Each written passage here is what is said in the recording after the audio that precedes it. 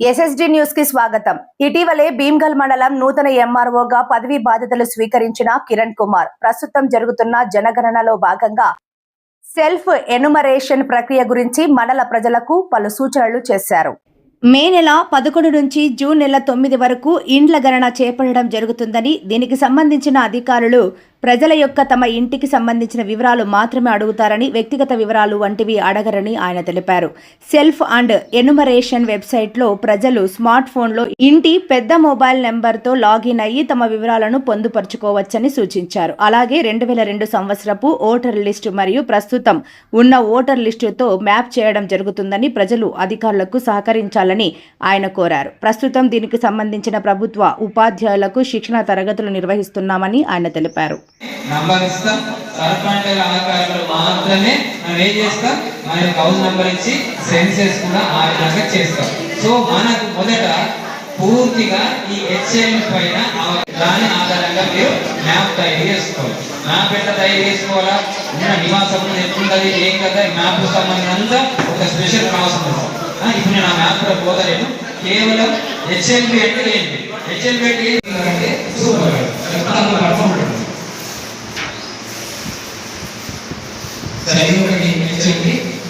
ఇప్పుడు హెచ్ఎం అయిపోయింది. రెండవది ప్రీవియస్ అంటే ఆవరణ.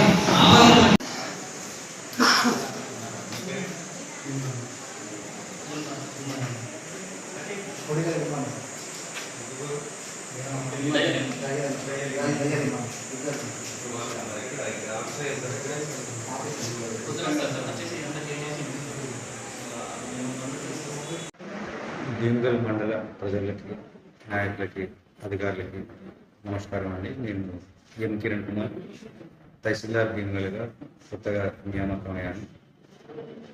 ప్రస్తుతం సెన్సెస్ జనగణనలో భాగంగా ఇండ్ల గణన జరుగుతున్నదండి.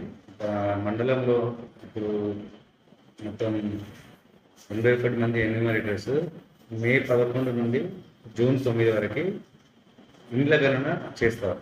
ఇండ్ల గణన అనేది వాళ్ళ దగ్గర ఐడెంటిటీ కార్డు ఉంటుంది. ఎన్యూమరేటర్స్ మీ ఇంటికి వస్తారు. మీ ఇంటికి సంబంధించిన వివరాలు మాత్రమే అడుగుతారు. మీ పర్సనల్ విషయాలు, వ్యక్తిగత విషయాలు కాకుండా ఇంటికి సంబంధించిన విషయాలు కనుక్కొని మొబైల్లో అప్డేట్ చేస్తారు. మే 11 నుంచి జూన్ 9 వరకు ఎన్యూమరేటర్స్ వస్తారు. ఒకవేళ మీరు మీ మొబైల్లో మీరు సొంతంగా ఎన్రోల్ చేసుకునే అవకాశం కూడా కలదు.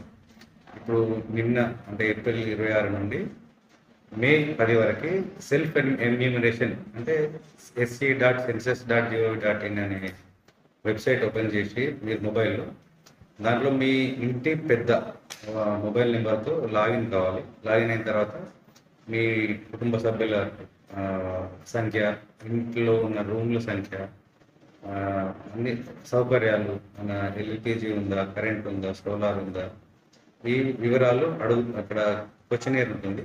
ఒక 6 స్క్రీన్స్ ఉంటాయి. అది ఫిల్అప్ చేసి సేవ్ చేసుకోండి. మే 10 లోపల మీరు మళ్ళీ చెక్ చేసుకొని మే 10 ఈవినింగ్ 5 o'clock లోపల మీరు దాన్ని సబ్మిట్ చేస్తే మీకు ఒక ఎన్యూమరేషన్ ఐడి వస్తుంది.